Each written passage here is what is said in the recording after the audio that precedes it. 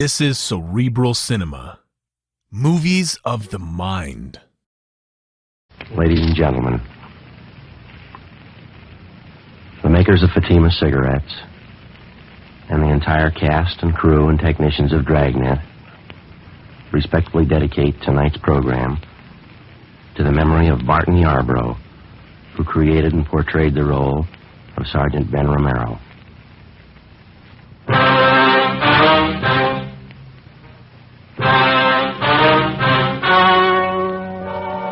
The story you are about to hear is true. The names have been changed to protect the innocent. Fatima Cigarettes. Best of all, king-size cigarettes brings you Dragnet.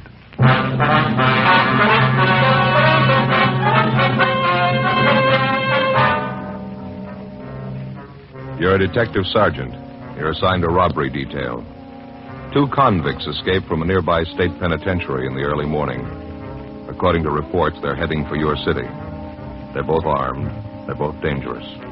Your job? Get them. Fatima, America's first, largest-selling blended cigarette. Now king size. See the difference. Taste the difference. Smoke the difference. And in Fatima, the difference is quality. Yes, you get all the advantages of extra length, plus Fatima quality, which no other king-size cigarette has. Fatima quality that gives you extra mildness, a much different, much better flavor and aroma. Definitely the best quality in its class, but the same price as the cigarette you're now smoking. So compare Fatima yourself today. When you see the difference, taste the difference, smoke the difference, you'll switch to Fatima. Because in Fatima, the difference is quality. Ask your dealer for Fatima in the bright, sunny yellow pack. Fatima, best of all king-size cigarettes.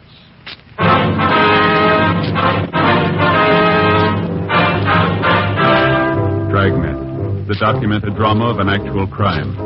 For the next 30 minutes, in cooperation with the Los Angeles Police Department, you will travel step by step on the side of the law through an actual case transcribed from official police files. From beginning to end, from crime to punishment, Dragnet is the story of your police force in action.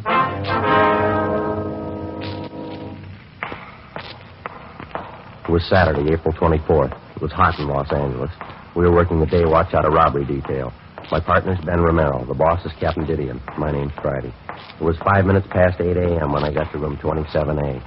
Robbery detail. Morning, Joe. Hi, Crowley. How's it working out? Any more word on the escaped prisoner? Nothing this morning, no. Captain likes to see you, Joe. Okay. Ben check in yet? No.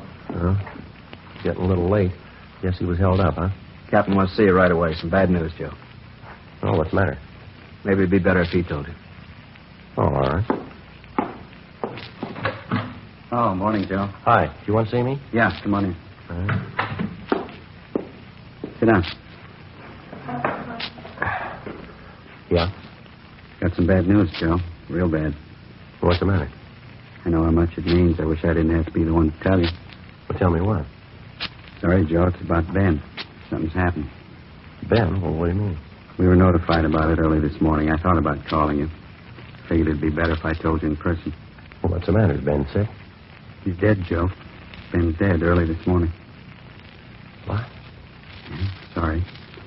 Heart attack happened a little after 6 o'clock this morning. No.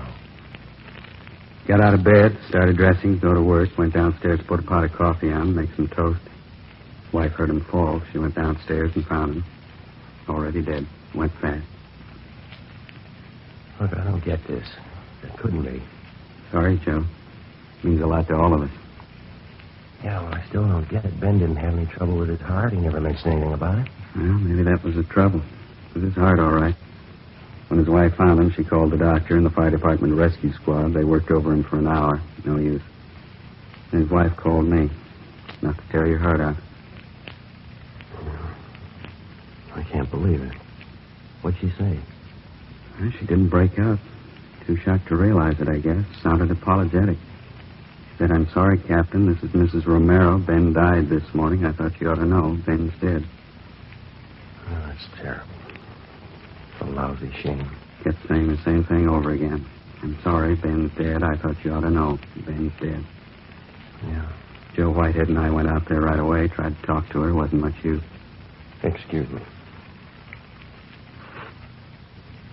I'm sorry. Yeah. You were with him a long time. Yeah. 11 years. The day I came on the job, they assigned me as his partner. You know, this is a tough one. It's hard to believe. Tougher on his wife. If it's all right with you, I'd like to go see her. All right. I wish I could give you the day off, Joe. I know what it means to you. The escaped convicts thing, I just can't spare you. Yeah, that's all right. I'd just soon work. I figure out how to talk to Amy, though. Might help to take the edge off it for her, maybe. Sure. Go ahead. Joe? Yeah? I know what it is. I've been on the job 19 years. Lost 2 partners. Good cops. One of them was killed in the line of duty. The other one worked at his job until he dropped. The same thing, Joe. Yeah. In my book, they both rate medals.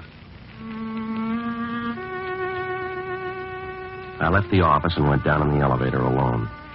I got in the car and I started over for Ben's place. I thought about what I was going to say to his wife.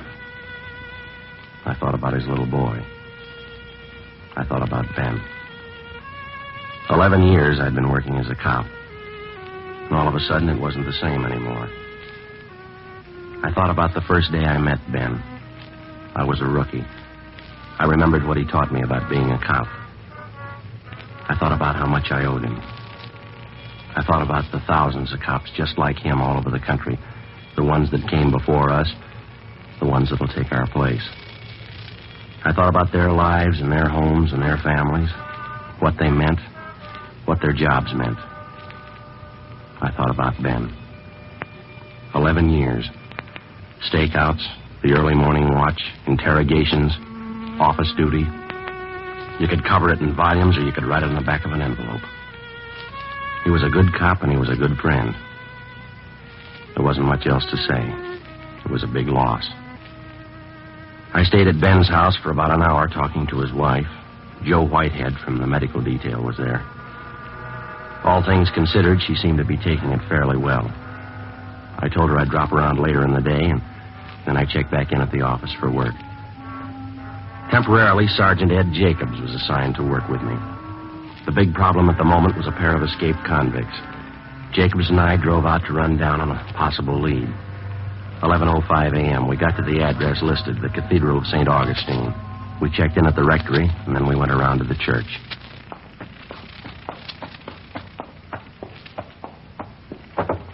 Go ahead. Okay.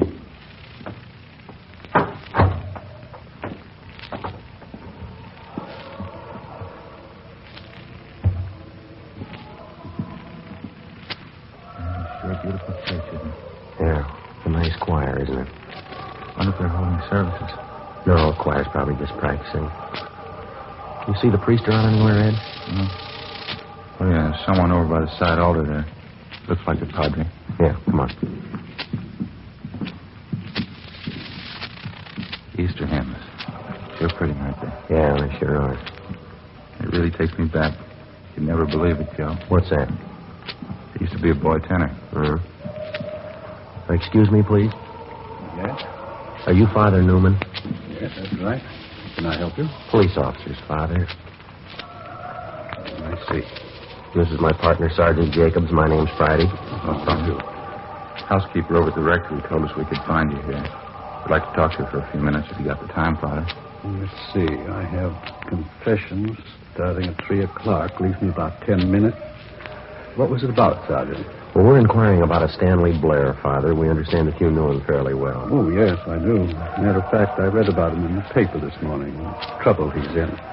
Is that what you wanted to talk about? Yes, sir, that's right. We're making a check of all his known friends, his relatives. Very unfortunate, isn't it? Did the newspapers have the story correct? Yes, sir, I'm afraid so. Yeah, I wonder if we could step outside, Father. We could talk out there without disturbing anyone in church. Surely, Sergeant. This way, please. Thank you.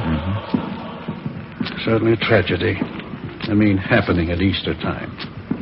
I'll remember the boy in my mass tomorrow. Lord knows he can use some prayers. Yes, sir, I guess he can.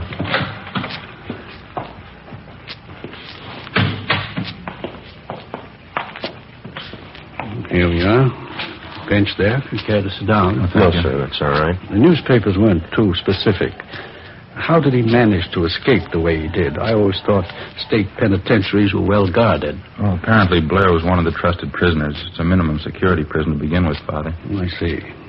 I suppose Blair and the man he escaped with thought about it a good deal. According to the paper, it was well planned. When did they get away, last night? It was this morning. Prison officials figure about 2 a.m. They slugged a guard and went over the wall. Somehow the two of them got hold of a gun, held up a motorist on the highway and stole his car. That's the last report we had. Terrible. Do the police consider them dangerous? Well, they're armed, Father. Both of them were doing time for robbery. They've both used guns before. How about possible contacts you might have out of town, Father? Can you help us there at all? I'm afraid not, Sergeant. I think Stan knew some people in San Francisco. I don't know their names or addresses, though. I haven't any idea. And there's no special person or place that you know of that he'd be likely to go if he heads back for Los Angeles? No, none I can think of. You imagine he'd be likely to come back here? We're not sure. Last report we had seemed to indicate Blair and his partner were heading this way. Prison's only about 40 miles away. Could be there in the city now. I don't understand. I mean, with all the police looking for them, why would they come back here? They probably figure they can find cover a lot easier than they could in some of the small towns. Sergeant. Yeah, Father. Do you think they'll have trouble taking Stan? I mean, can they take him alive? Well, we'll try our best to make it that way. It's like I told you, Father. He's got a gun. If he's cornered, there's a good chance he might try to shoot his way out. It gets discouraging sometimes. I try to help them. I pray for them. Young thieves. I only hope they're all as lucky as he was. How's that, sir? The grotto back there in the garden. Figure of a man in it. Oh, yeah. It's a statue of Dismas. One of the luckiest men who ever lived. I like to tell fellas like Stan about him. I don't think I understand, Father. You know the story of the crucifixion, the two men who were crucified with Christ? They were both thieves. A few minutes before he died, one of the thieves turned to Christ on the cross, confessed his crimes, asked our Lord to remember him. Christ told him, "This day you'll be with me in paradise." The man's name was Dismas. We like to call him the good thief. Oh, yeah. I told Stan about it right here in this courtyard. He should have remembered it. Yeah, I guess so. I told him you never give up hope. You can make the grade in the last 5 minutes of your life. Stan ought to know better. You ought to remember. Sir? The good thief. He made it with a prayer, not with a gun in his hand.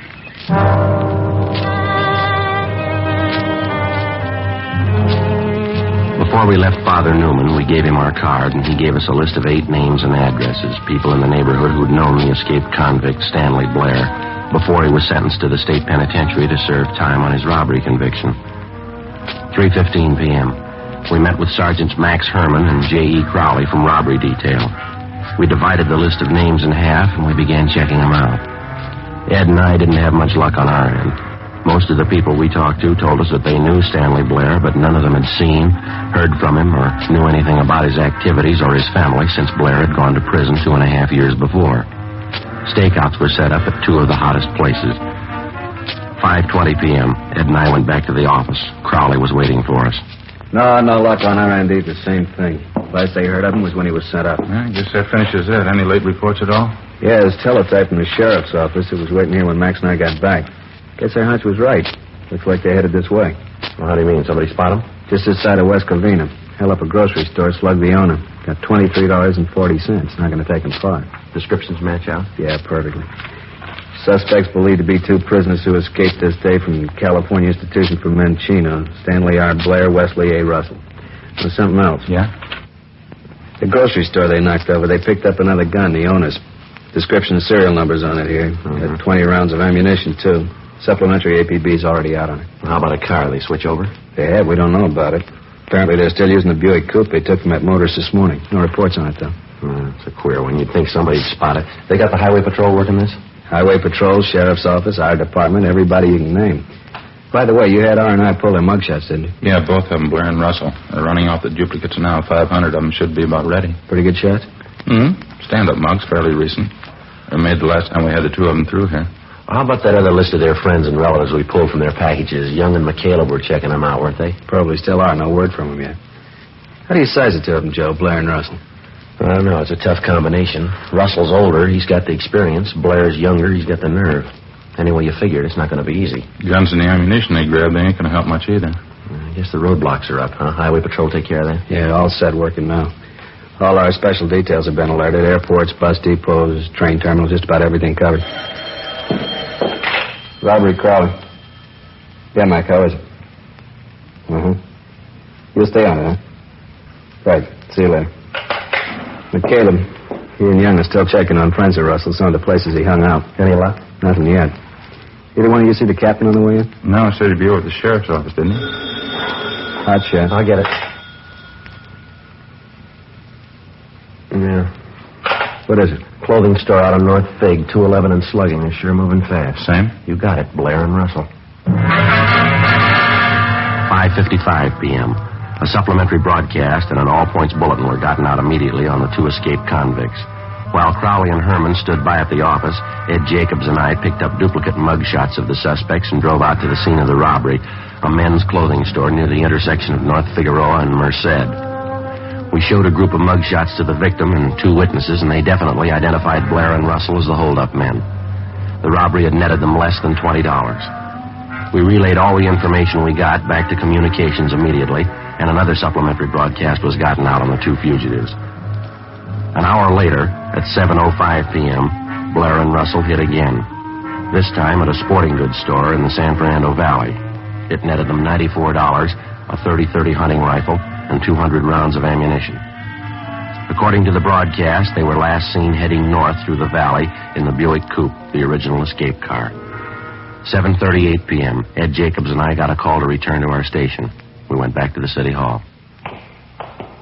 Got a hunch, Joe. It's going to be a long night. Yeah, it's a rough one. Guns and ammunition. If they want to make a stand, they're all ready for it. Can't say how they can go too far in that hot car. Roadblocks set up. Somebody's bound to stop them. Well, they're doing all right so far. Go ahead, Joe. Yeah. Friday, Jacobs? Yeah, Captain, you want us in here? Not for long. Keep your coats on. Rest of the men have already left. What's the latest? Yes. Communication from the Ventura Sheriff's Office. Blair and Russell were spotted just across the county line. Sheriff figures they got them boxed in. How close? A lot of territory, 20-square-mile circle. They say they got Blair and Russell tied down inside, and they're on foot. We're sending up men to help out. You're two of them. 20 square miles is going to take a lot of men. Well, if we need more, we'll get them. It's no easy touch. They're desperate. You heard the latest? No, what's that? Last place they hit in the valley, they served notice they're not going to be taken alive, either one of them. Well, that's good sales talk. What do they got to back it up? 3 guns and a load of ammunition. If we want to take them alive, they swear it'll cost us 10 men. They'll kill 5 cops apiece. You any ideas? Yeah. Let's make liars out of them.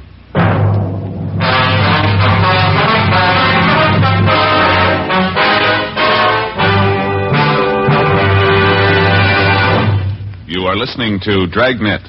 Authentic stories of your police force in action. Fatima, America's first, largest-selling blended cigarette.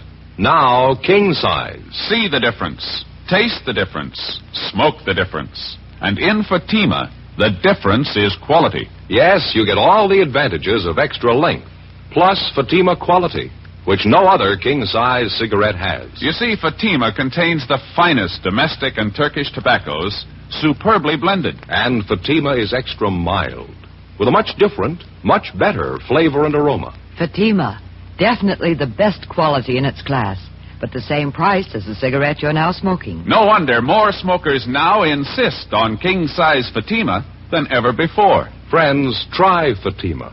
Buy several packs. Compare them over the last weekend of the old year. We're convinced you'll start the new year with Fatima. Yes, when you see the difference, taste the difference, smoke the difference, you'll switch to Fatima. Because in Fatima, the difference is quality. Buy Fatima. Best of all, king-size cigarettes.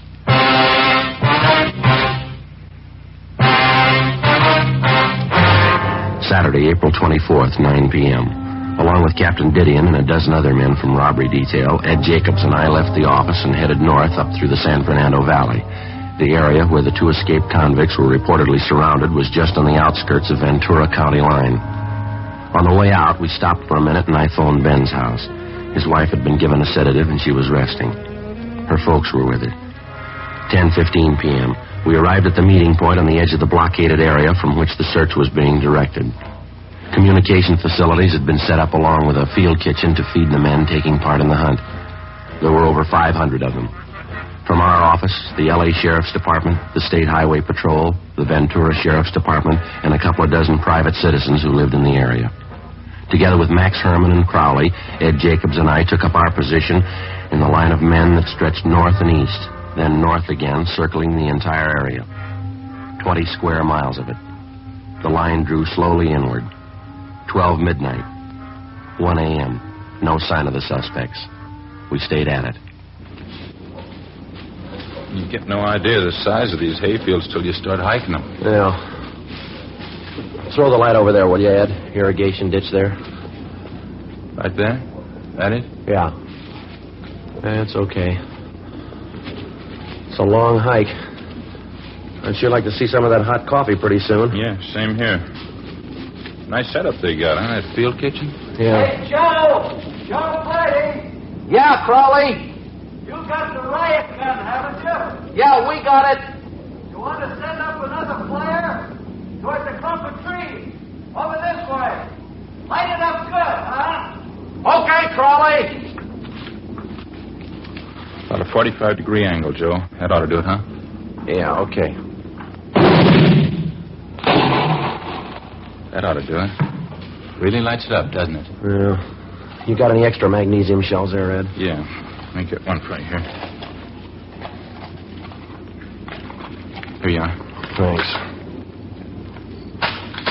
There we go. Friday, that you? Yeah, Captain, over here. No use beating the brush here anymore. We're moving up 3 miles north. How come? Blair and Russell, they hit again, kidnapped an old couple from a farmhouse. They still on foot? Yeah, as far as we know, they're hemmed in a 2 square mile area. They may try to break out, use the old couple for a shield. Well, where's that leave us? I don't know. You think they'd harm the old couple? They kidnapped them. They're desperate. You figure it. 1:45 a.m. All of the men in the search party were shifted north to the area where the 2 escaped convicts and their kidnapped victims were last seen. 2 officers were sent to each farmhouse in the immediate neighborhood to make sure that the suspects and their victims were not hid out or that they were being held as hostages. The officers were ordered to remain at the homes in the event that Blair and Russell might try to find cover. The searching party moved in slowly over the affected area. We knew for certain the suspects were still somewhere inside. 2:15 a.m. Still no sign of them. The lines drew in closer. 2:30 a.m. Can't be much longer, that's sure. Yeah, well, I can't understand it. We should have jumped them by now. It's only a few hundred feet to go. There's the other line closing in toward us. Wonder if they could have slipped through. Beats me, Ed. Who's that coming? Can you see? Yeah, looks like Crowley. Yeah, that's him. Joe? Ed? Yeah. Hi. Over here. You got any word? They found the old couple tied up in an irrigation ditch half a mile south of here. They all right? Yeah, they're okay. Old lady's forehead, bad head wound. She was slugged. She and her husband have been taken to the hospital. How about Blair and Russell? No word. Just heard the captain ask for the car with a loudspeaker. He's over there now with Sheriff Durley.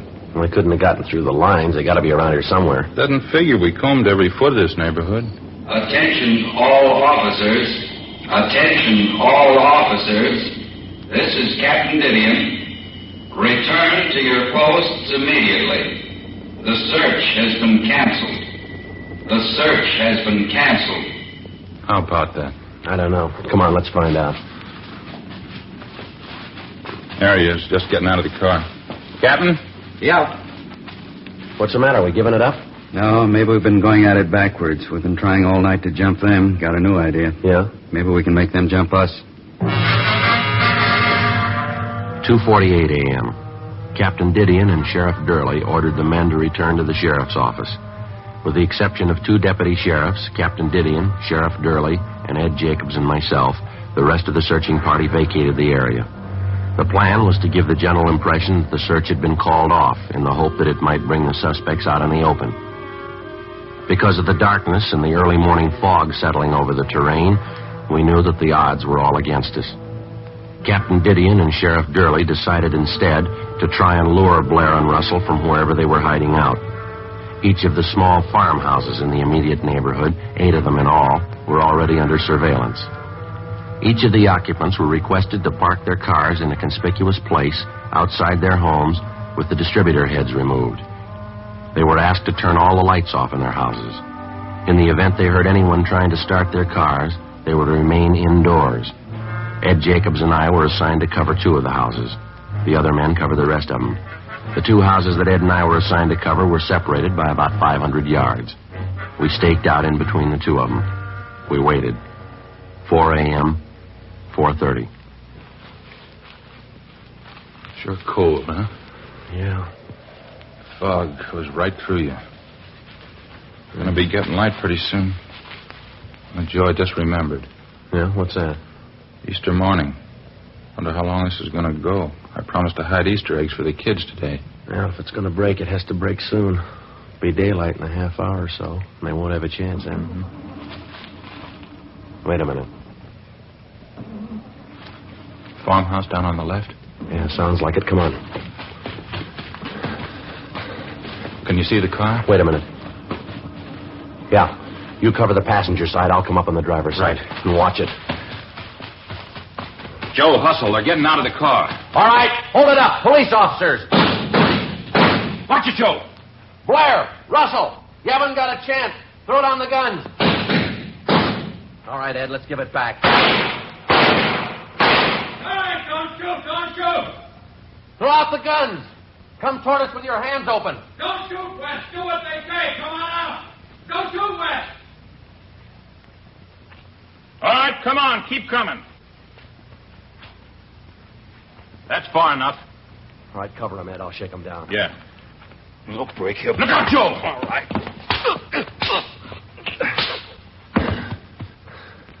You want to throw the cuffs on him? Yeah, right.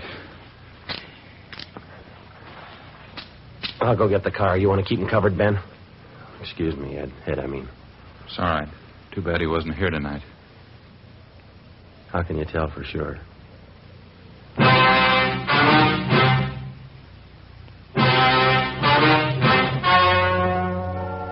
The story you have just heard was true. The names were changed to protect the innocent. On July 16th, trial was held in Superior Court, Department 88, City and County of Los Angeles, State of California. In a moment, the results of that trial. And now, here is our star, Jack Webb. Thank you, George Fenneman. Friends, we all hope that you enjoyed listening to Dragnet in 1951. We all like to think that you'll be with us during the new year. On our part, we hope to do 2 things. To bring you the kind of entertainment you want, and to introduce you to Fatima. Fatima, America's first largest-selling blended cigarette, now king-size. And believe me, it's the best of all king-size cigarettes. So next time, buy a pack of Fatimas. Compare them yourself. When you see the difference, taste the difference, and then smoke that difference, I'm convinced that you'll switch to Fatima. Because in Fatima, the difference is quality.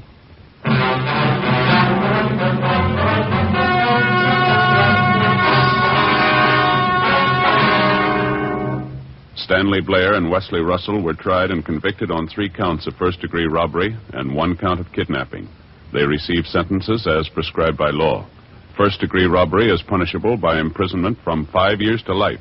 Kidnapping is punishable by imprisonment for not less than 1 nor more than 20 years. 1 count of escape is still pending.